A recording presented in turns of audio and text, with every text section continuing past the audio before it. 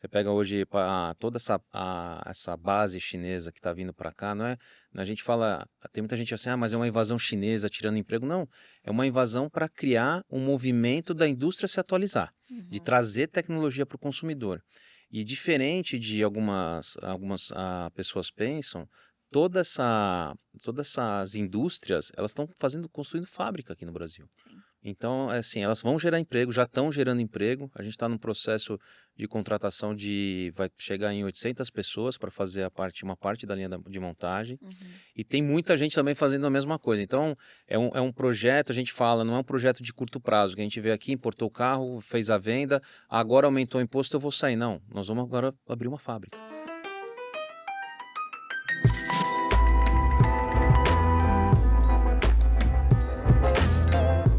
Você já pensou em transformar os seus vendedores em criadores de conteúdo? Com a Socialis, seus vendedores aprendem a dominar as redes sociais, aumentando vendas e ampliando o alcance digital da sua marca. Afinal, vendedores ativos nas redes sociais conquistam mais clientes e vendem mais. Com a nossa plataforma, você repassa as melhores estratégias de social selling para os vendedores e lojas. Ações realizadas por esses vendedores geram pontuações que refletem um ranking, incentivando ainda mais o engajamento. Acompanhe em tempo real as mídias criadas e veja os resultados alcançados por seus vendedores e lojas. Centralize todas as peças e materiais de produtos, campanhas e ofertas em um só lugar, facilitando o acesso e a conexão com as suas estratégias digitais. Transforme seu time em verdadeiros influenciadores da sua marca com a Socialis. Fale com o nosso time e peça uma demonstração.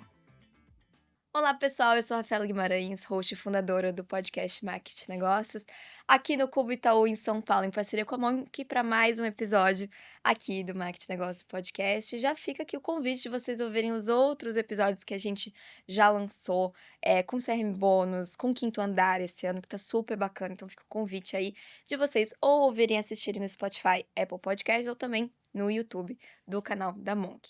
Hoje a gente está aqui com o André Leite, que é diretor de marketing e produto da GWM, trazendo o segmento automotivo. Eu acho que é pela primeira vez no podcast. Então, Que legal, tô estreia, mais honrado ainda, mais Rafaela, honrada pelo ainda. convite, viu? Ou Obrigado. seja, uma estreia de temática aqui no podcast. André, seja bem-vindo. Estou muito animada aqui pela nossa conversa. Legal, eu que agradeço. Muito legal estar aqui para dividir um pouco da experiência, né?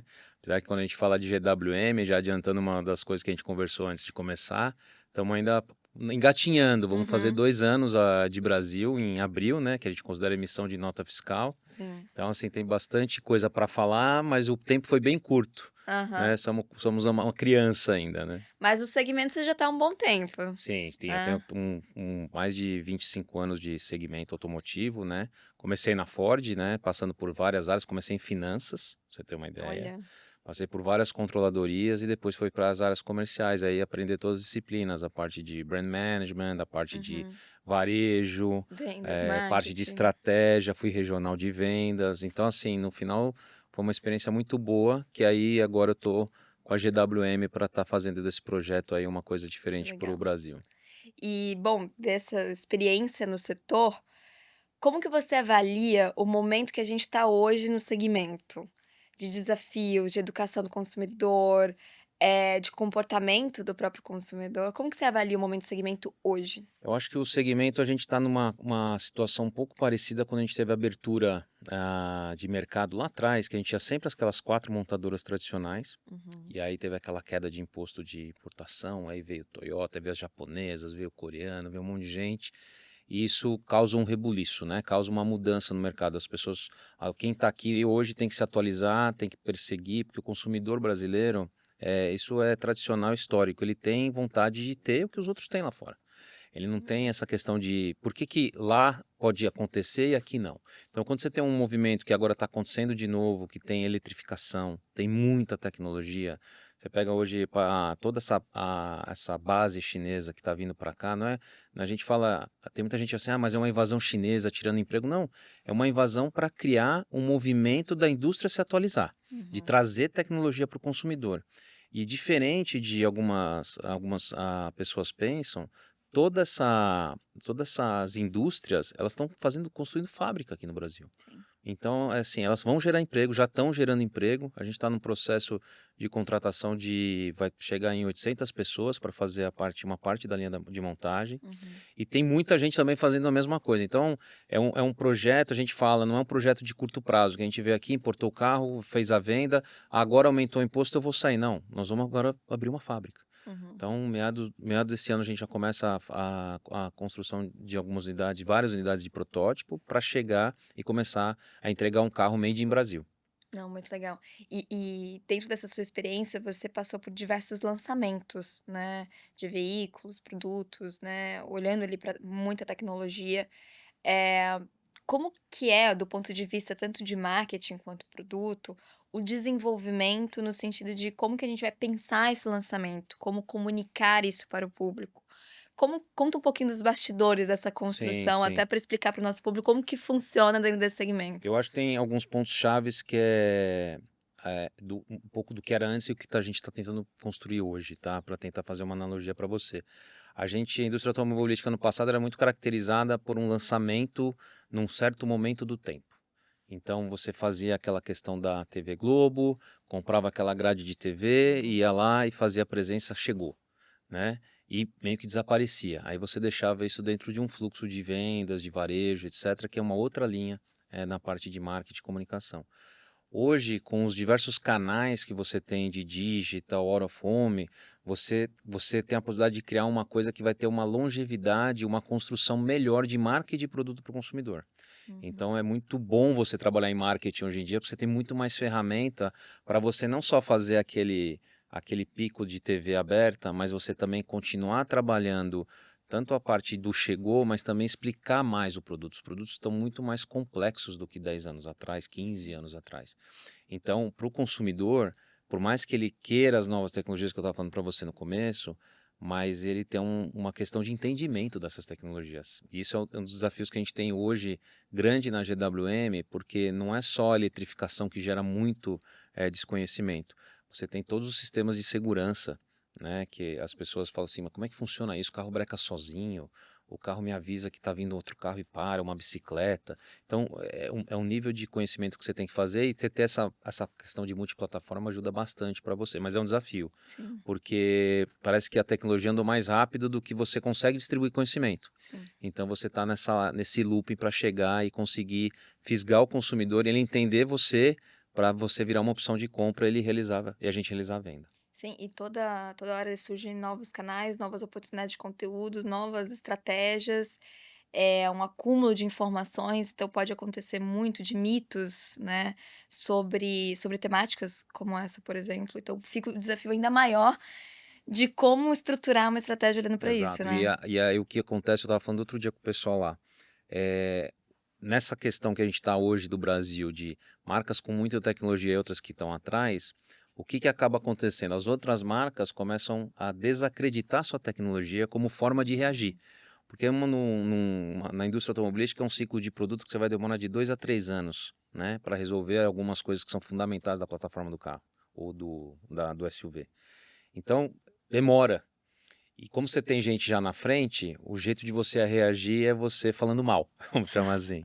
Então é mais essa parte de temática que você colocou, é mais um ponto que você tem que tomar muito cuidado, porque também não vale a pena você bater em ninguém, né? Uhum. Mas como você transforma essa teórica agressão que você está recebendo em algo de novo, conhecimento para o consumidor, Não, que é muito isso legal. que ele está atrás, né? Então Uhum. tem essa dinâmica também que a gente está passando nessa transformação que está tendo agora na indústria do Brasil. Bom, a GWM vai conquistar esse seu segundo ano no Brasil. Como E que muitos mais, hein? E Muitos mais, muito mais, Rafael. só o começo, e que bom que estamos aqui no podcast falando desse começo, né, daqui uns anos a gente vai olhar para esse momento. Como que tem sido essa transição? E eu acho que uma dúvida e curiosidade que eu tenho, é como adaptar as comunicações para o contexto regional e brasileiro, assim, como adaptar uma estratégia de produto, como que tem sido essa adaptação olhando para o Brasil, né, porque as estratégias são Primeira diferentes. coisa para a gente falar de comunicação, antes de falar de comunicação, aliás, é falar de produto.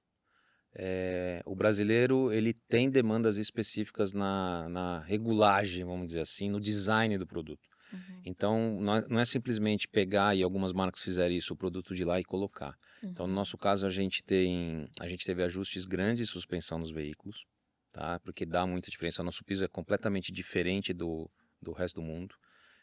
O jeito que o brasileiro gosta de conduzir o carro, sentir o carro, né? A China tem um carro com uma suspensão muito mais, vamos dizer, mole, porque o tipo de asfalto lá é perfeito, não é o asfalto que você encontra aqui, talvez você encontre alguma coisa em São Paulo, mas a gente sabe, Florianópolis, de onde você vem, tem as suas dificuldades, assim, sim. outras cidades do Brasil também tem, então teve esse ajuste, a gente trabalhou muito ajuste de direção, para você não parecer que está com uma direção com folga, vamos chamar assim. Uhum, Então tem inclusive regulagens no carro, uma coisa que são poucos carros que tem, que você pode deixar mais duro, mais mole a questão do esforço da direção. E questão de logotipia, a gente mudou bastante coisa. Nosso carro, o HC GT, por exemplo, a gente trabalhou para ter os bancos diferentes, num tipo de suede, com o GT colocado. Quem convido o pessoal aí no site para entender um pouco o que eu estou falando lá da GWM. E também os logos mais escurecidos. Parece pequenas coisas, né, eu falando, mas dá muita diferença na percepção de uma marca nova que está chegando com um produto que ninguém conhece. Porque a gente precisa criar desejo. Né? Antes de passar a informação que eu estava falando para você antes, eu tenho que dar uma ideia de desejo e curiosidade. legal. Então o brasileiro ele olha para design. Uma das primeiras coisas que ele vai olhar é o design. Depois ele vai para questões de tecnologia, preço, etc. Então, essas mudanças são muito importantes porque ajudou a gente a construir essa questão como eu posso dizer, Tirar essa demanda, de desejo criar essa demanda, do esse cliente, desejo né? para poder fazer a comunicação. Né? Uhum, Então aí a gente conseguiu, a gente começou muito por eventos, né, proprietários, para uhum, começar a divulgar.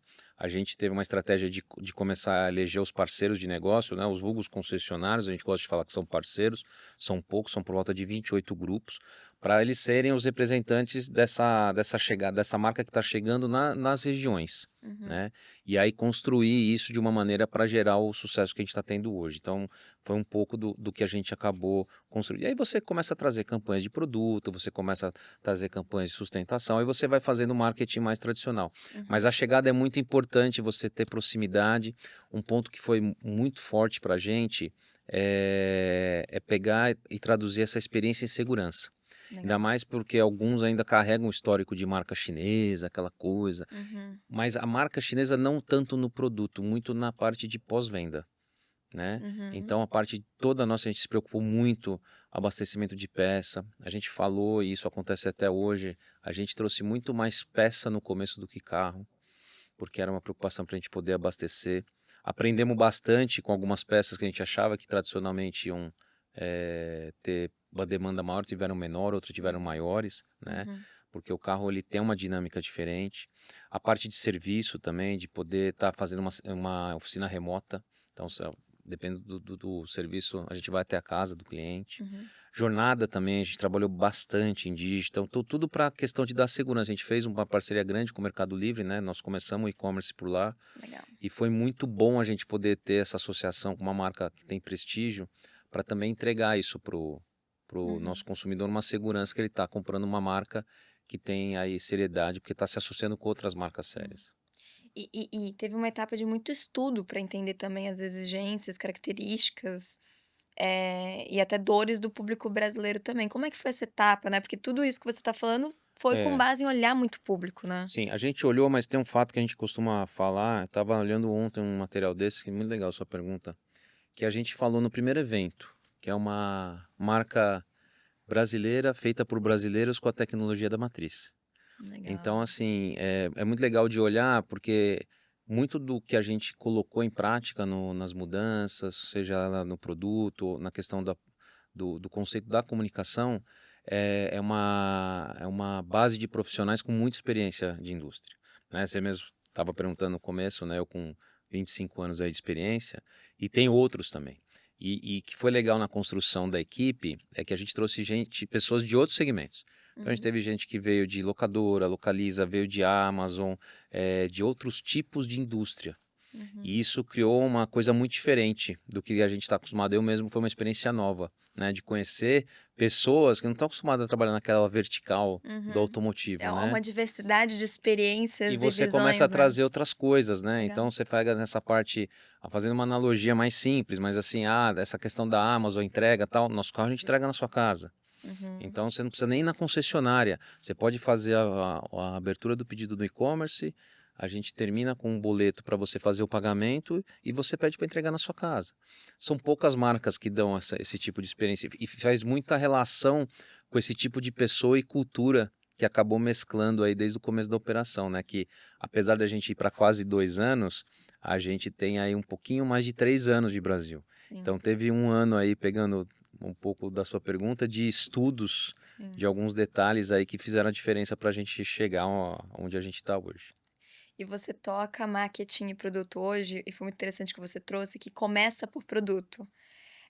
Como que é na rotina, na parte de estratégia e operação de vocês, esse alinhamento entre marketing e produto? Quais são as boas práticas que vocês têm para realmente saber como unir a estratégia de marketing com os insights, informações e estratégia de produto também? A gente trabalha muito forte na questão do posicionamento do carro, né? A gente está para lançar, por exemplo, já um tanque, que é um carro, uma das linhas de produto. Convido o pessoal a olhar, já está no site, que é o Tanque 300. Então a gente trabalha com off-road de todo o terreno de luxo. Uhum, Então você pega nesse posicionamento para o tipo de público que você quer conquistar. Isso o pessoal de produto constrói muito bem na parte de briefing, né, desse posicionamento. A gente pega porque a gente tem muita tecnologia, é difícil contar tudo. Então precisa passar muito certo para o pessoal de comunicação o que é importante estar falando, qual que é o ângulo que você demonstra aquilo, que você constrói desejo com o consumidor. E aí isso vai para o pessoal de comunicação, para a agência, e acaba rodando dentro do formato de plano de mídia, de canal de... Que tipo de canal você vai conseguir falar mais isso, vamos trabalhar com influenciador, aí você começa a descer de uma maneira que está bem integrada. E uma coisa que a gente preza muito é que as equipes todas, em todos os momentos, né? Não é porque o produto fez isso, não tem que estar com outras equipes juntos. A gente tem uma parte grande de planejamento de produto que vem antes da minha área, uhum. tá? Que é uma área bem ligada com a matriz. Também não é porque saiu de lá veio para mim, não. A gente sempre está junto. Então essa ideia de multifuncional, para não perder as essências, a gente conseguir traduzir uma coisa clara para o consumidor é uma coisa muito importante no nosso dia a dia. Legal.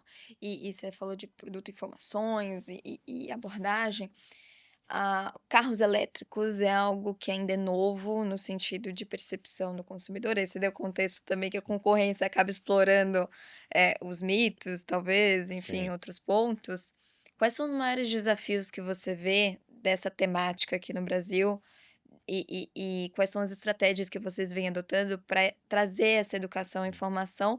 Ou se começa pelo desejo, como que funciona essa Tá. parte? Eu tenho um ponto que começou bem legal com o Ravel, que assim, você tem a questão do produto, mas você tem a questão do consumidor. Então, é muito importante dentro do processo até de educação que a gente fala, porque dá a impressão que é assim, vamos vender o HC GT porque é um esportivo, coupé, ele é o melhor, é o mais completo e tal. Mas pode ser não seja a funcionalidade que o cara precisa no dia a dia. Hum. Isso a GWM sempre fez muito no começo. Então, tem o exemplo mais clássico disso é que a gente tem os híbridos que são os auto-recarregáveis e o híbrido plugável, que é aquele famoso que todo mundo fala põe na tomada, né? Uhum. Se você não consegue montar o famoso wallbox na sua casa, você não consegue carregar no seu escritório, não tem sentido você comprar um carro mais caro que vai te dar, só vai rodar na gasolina, praticamente, 300 quilos de bateria que você vai levar para passear. Então Uhum. a gente fala muito disso. Não, você tem que ir para o outro, que é o auto-recarregável. Não é questão de mais barato, é questão do que é importante para você usar no dia a dia a tecnologia.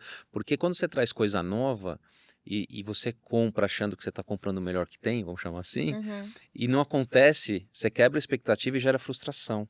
Isso reverbera na sua marca. Então a gente tem que tomar muito cuidado com o que a gente acaba posicionando e falando dos carros, porque a gente quer entregar a melhor tecnologia para o uso do consumidor. Então, por exemplo, a gente tem também a linha Hora, né, que é 100% elétrica, que é uma dificuldade você vender 100% elétrico. Você fica totalmente dependendo da estrutura, né? Uhum. que a gente recomenda? O que a gente fala?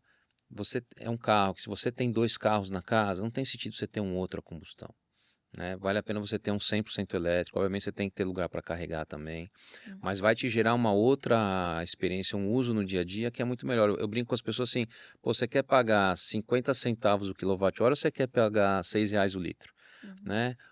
Então essas coisas é parte dessa marca que está chegando agora da GWM de posicionar isso e não tentar falar: "Eu compro mais caro", né? É Uhum. comprar o que você vai ser melhor para você usar no dia a dia. Então isso é um ponto que a gente tem que fazer bastante aqui, tá? Porque o consumidor tem muita dúvida. Uhum. E a gente falou muito sobre como precisa ter essa adaptação para o consumidor brasileiro, seja na comunicação, seja o produto que vocês tiveram com o produto. Mas quais são pontos de fora que vocês trazem como referência? Como algo, não, olha, acontece lá fora, dá para acontecer no Brasil, acontece aqui. Como que você vê as referências de fora que é possível trazer para cá? Eu acho que é interessante porque assim, nós estamos falando de um mercado que tem bilhões, né, de consumidores, né? Então, a gente tem há muita coisa que acontece na matriz que eles procuram te ter de referência de como você talvez montar o storytelling, que tipo de elemento que você. Não é só assim, o pessoal está pensando, eles pedem para fazer TikTok. Não, não é isso. Uhum. Tem um jeito de você pensar, tem um jeito de você construir. A gente recentemente começou também a fazer algumas lives de produto e varejo que são experiências que eles tiveram lá e a gente acaba usando aqui também. A gente começou, ainda não somos profissionais igual você, tá, Rafa? Mas a gente começou a fazer isso no ano passado e Uhum. é interessante porque às vezes não é uma questão de audiência, é questão de você criar engajamento com força de vendas, porque a força de Exato. vendas sente que você está junto deles para estar fazendo o mês acontecer, a coisa acontecer. A gente trabalha muito depois cortes, né? Que a gente obviamente tem impulsionamentos por detrás, ajuda você contar e mostrar o que está acontecendo, como a coisa funciona. Uhum. E são coisas que vieram de lá. E para chegar lá na ponta, para chegar lá no regional. Exatamente. Então são experiências muito boas. Você tem a parte também, a gente faz uma viagem todo ano para a China, a Uhum. gente leva todos esses parceiros, a gente trabalha muito questão de ciclo de produto, a gente trabalha muito o que está acontecendo lá e de como a gente pode trazer aqui. A gente pega muito nessa linha que a gente fala das nossas concessionárias, convido vocês a conhecerem, a gente fala que é muito menos tijolo, é mais tecnologia. Então você vai poder configurar seu carro no e-commerce, na tela, lá. Uhum. A gente preza por essa questão de ser uma coisa do amanhã, né? Uhum. E isso é muito conceito também veio de lá, porque é muita bagagem, muita tecnologia que Uhum. tá vindo. Então, a gente tenta traduzir isso para a marca e nos pontos de contato com o cliente. E é bem interessante que a referência vem de lá, né, principalmente dessa questão de força de vendas, né, como trazer isso, mas aqui no Brasil isso tem um match perfeito, né, porque, a gente ainda tem esse contato mais humanizado com os vendedores, com a força de venda, e você empoderar eles para ter essa comunicação alinhada, para ter uma digitalização ali na ponta, para ter uma criação de conteúdo, né, que é um pouco Sim. do meu trabalho também, acho que isso tem um match perfeito, assim, do Brasil com o brasileiro que consome rede É. social, que tem essa relação com o vendedor, né. Isso é muito legal. Você falou de rede social, são dois países que estão muito, independente da plataforma, tem diferença, mas estão muito ligados nessa coisa mais simples, né? Às vezes, quando você pega, na minha época, empresa antiga, tinha muito mais questão de formalização, de preparo, de estruturação. As coisas às vezes são mais simples. O que importa, e você sabe disso, é a questão da relevância do conteúdo e Exato. como esse conteúdo está sendo passado. Uhum. Não o cartão postal que está por detrás, né? Uhum. Então, isso é uma coisa também E a eles autenticidade tem sido um ponto exato, relevante. e isso faz muito tá muito ligado com eles também, o jeito que eles constroem demanda lá. Legal. Então essa é uma outra parte que está sendo bem interessante, além da parte cultural, né, porque é outra linha de raciocínio, é outra conversa, às vezes conversa no outro dia, tem é um aprendizado constante, está sendo muito gratificante, assim, Que conhecer esse legal. tipo de cultura. E até fazendo esse gancho, olhando para tua carreira, né, todos esses anos trabalhando nesse segmento, quais foram os principais aprendizados que você teve, tanto na GWM quanto também em resquícios também em relação à Ford, né. Uhum. Quais são os principais aprendizados que você teve olhando para esse segmento que hoje são muito concretos, assim, que você aplica na sua Eu acho rotina? que o que a gente E é fácil escapar, tá? Mas tem que demonstrar confiança, mesmo na situação que você tem um problema. E às Uhum. vezes você tenta disfarçar e não. Você, para ser uma marca de sucesso, você tem que ter proximidade e confiança com o seu consumidor. Né? Você tem que se preocupar de ter uma visão 360, por mais que não esteja pós-venda comigo, de eu ter que me preocupar com pós-venda, eu tenho que ajudar pós-venda. Se eu tenho um problema que meu ciclo de produto está desgastado, eu tenho que ter atuante para ir atrás e procurar puxar um ciclo de produto mais moderno. Então, assim, eu acho que você não se concentrar na sua especialidade. Isso é bom porque na GW é mais fácil de fazer. Nós estamos falando aí de acho que umas 80 pessoas, umas 100 pessoas de escritório hoje. Uhum. Então é um grupo muito pequeno. Então é importante estar muita conversa rodando, muita coisa, porque roda muito rápido e você não pode deixar passar as oportunidades. E você demonstrar confiança. É muito importante para o consumidor. Porque as marcas automotivas, elas têm, e isso reflete nos profissionais, elas têm um histórico de desconfiança. Uhum. Né? Você vai comprar, você acha que você vai pagar caro, você vai no serviço, você acha que você vai ser roubado. Então a gente tem que procurar maneiras de colocar confiança, como são marcas de tecnologia, quando você tem um Meta, quando você tem um Google, quando você tem uma Apple. Então a gente tem que procurar construir isso com o carro também, é importante. E como isso reverbera e é importante também nos canais de marketing, né. Então acho que a gente falou muito aqui de produto e marketing, o quanto precisa passar confiança no produto, passar confiança nas comunicações, nos canais de marketing, né, então é Sim. bem interessante isso. Não, e se você tem um problema, eu tenho um consumidor que reclama. Eu Claro. tenho um consumidor que teve um problema com uma peça que não chegou, o carro dele ficou parado. Você tem que enfrentar, você tem que olhar de frente isso daí, você tem que procurar resolver, entendeu? Talvez não vai se resolver da maneira que seja melhor ou que está na expectativa da pessoa, mas muitos consumidores acabam agradecendo a Uhum. franqueza e a prontidão dentro do possível para você estar lá junto dele, você está ouvindo ele. Tá? O fato de você estar com essa proximidade que eu estava falando é muito relevante para o brasileiro. Perfeito. E André, a gente faz uma perguntinha para todos os nossos convidados aqui do podcast, a audiência que acompanha já sabe, que é: qual foi o melhor e pior conselho que você já recebeu? Então, assim, Bom normalmente demais. os convidados até ficam: "Nossa, espera aí, deixa eu pensar, Você deixa eu podia perguntar analisar". antes, né? Que eu já vinha com a resposta pronta. Então, assim, pode até ter um momento aí de reflexão. Mas qual foi o melhor conselho que você já recebeu, seja profissionalmente, seja na vida Uhum. pessoal, e também aquele conselho que você não Sim, recomendaria para sim. as pessoas hoje? Assim, e aí tem um lado muito pessoal, né? Mas assim, eu acho que de melhor conselho que foi de uma gerente minha quando eu tive a oportunidade de mudar de marketing para marketing, de finanças para Uhum, marketing. E ela falou, vai. E eu lembro, tô olhando ela aqui na minha frente, a Angelina, legal. e é muito legal de ter essa segurança de uma mudança grande, né? E para mim foi um ótimo conselho isso daí. Você fica na dúvida, você vai crescer na área que você está 6 anos trabalhando, você vai enfrentar um mundo totalmente novo, né? Uhum, E você já viu onde deu deu, onde certo. Onde parou, né? estamos, né, aqui, ó. Exatamente, com a Rafaela. Então esse foi um conselho muito bom. E eu acho que conselhos de maus conselhos, eu não sei se é bem relacionado a um conselho, mas assim, a hora que você tem aquela certeza, aquela convicção que você precisa ir lá falar, se expor e se colocar, e aqui tem aquela mãozinha do seu chefe falando para você acalmar, assim, Uhum, sabe? Eu já tive umas mãozinhas dessa que hoje eu me arrependo de não ter feito o que eu devia ter sim. feito. Às vezes pode não ser nem do chefe, pode ser de uma outra pessoa que tem uma Exatamente. certa, né. Então acho que essa questão de se restringir, Ah, legal. pegando uma analogia do conselho, eu acho que é um dos pontos que eu lembro assim que eu devia ter falado, devia ter feito. Que legal. André, adorei saber mais sobre os bastidores, a jornada de construção, tanto da GWM, quanto da sua experiência nesse segmento. Muito legal estrear, né, esse Bom, segmento aqui no podcast. Fiquei muito feliz. Quem quiser acompanhar o André, as iniciativas da GWM também, vai estar aqui na descrição do episódio, seja no YouTube, Spotify, todos os links também para vocês terem acesso.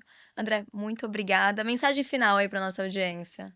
convido vocês a conhecer mais sobre GWM, assistir bastante a Rafaela também, é, Gostamos. e espero ter vocês aí como cliente aí próximo, que eu acho que é uma marca que vai trazer bastante coisa nova pro Brasil. Boa, obrigada, André. Obrigado. E até o próximo episódio, pessoal.